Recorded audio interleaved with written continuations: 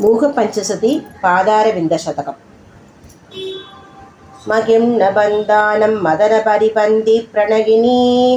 भवुर्निर्णेदं ते भवति यतमानोऽपि कथम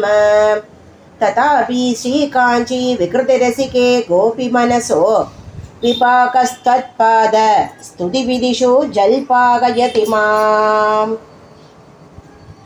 कलग्रागे बौरन्ध्रपुरवने पल्लवरुचां हृदप्रादं यानामरुणमकषामादिमगुरुः शमिन्दे बन्धुकस्तबकशकयुत्पातिचितिचि प्रशर्बन् कामाक्ष्या चरणगिरणानामरुणिमा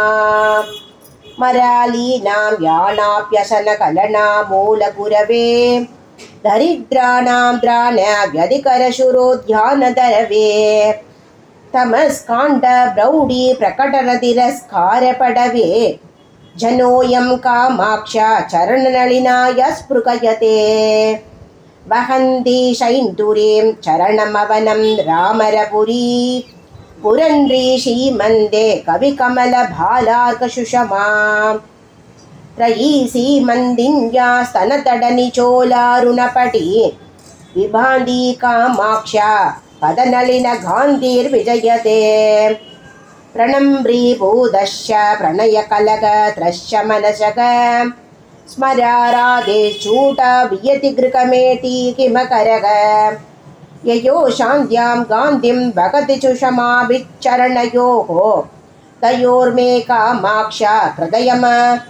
हृदयम् अभदन्त्रं विकरताम् ययो पीडायन्ते विबुधमुकुटीनां पटिलिका ययो शौधायन्ते स्वयमुदयपाजोपनिदयग ययो दाशायन्ते सरसि च भवाद्याचरणयोः तयोर्मे कामाक्ष्या दिनमनुवरीवर्तुकृतयम् नयन्ते शङ्घोषं सरसिजरुचं दिक्परिसरे सुचन्दं सौकित्यं नखकिरणचन्द्रादकचिता कवीन्द्राणां कृत्कैरैव विकशनोद्योगजननी स्फुरन्ति कामाक्ष्या चरणरुचिसन्ध्या विजयते विरावैर्माञ्जीरै किमपि कथयन्तीव मधुरम् पुरस्तादानम्रे पुरविजयिनी स्मेरवतने वयस्येव प्रौढा चितिलयति या प्रेमकलह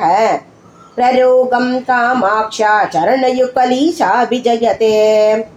सुवर्णस्त्रीलोलालकबरीचितं षट्पदकुलैः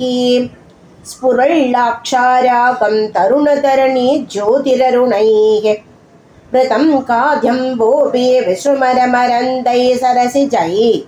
विदत्ते कामाक्ष्या चरणयुगलं बन्धुपदवी रजः संसर्गोऽपि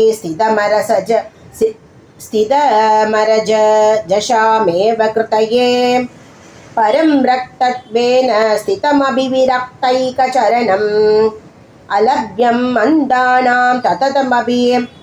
सतामन्दकदितां विदत्ते कामाक्ष्या चरणयुगमाश्चर्यलकरी जडालामाञ्जीरस्फुरधरणरत्नां शुकनिकरै निषीदन्ति मध्ये नखरुचिजरी घाङ्कभयशां जगद्राणं कर्तुं मम जननि कामाक्षि नियतं तपश्चर्यां दत्ते तव चरणपादोजयुगली तुलाकोटि द्वन्द्व क्वनितपनिता पीदिवचशोः